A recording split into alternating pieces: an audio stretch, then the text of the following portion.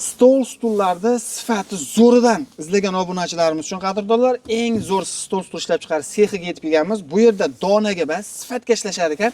Kimga kerak bo'ladigan bo'lsa, to'yxona, restoran, kafe hammasiga yasash berishaveradi. Undan tashqari to'yxonalar uchun ustini taxta fanera qilib taxlanadigan, buxlanadigan variantda ham bor ekan. Ofislar uchun, kuchsiz zallar uchun mana bunday stul bor. Narxga keladigan bo'lsak, narxlari bir donasi 110 ming so'mdan boshlanadi ekan. To'rttaligini narxga keladigan bo'lsak, mana shu fasonda bo'ladigan bo'lsa, narxi 650 ming so'm. Xolasangiz 550 ming so'mdan ham har xil variantlarda bor ekan. Mana bularimizga keladigan silver fason deyiladi ekan. Bir donasi 160 ming so'mdan boshlanadi ekan. Rangini farqi yo'q, xohlagan rangingizda tayyorlashib berishaveradi.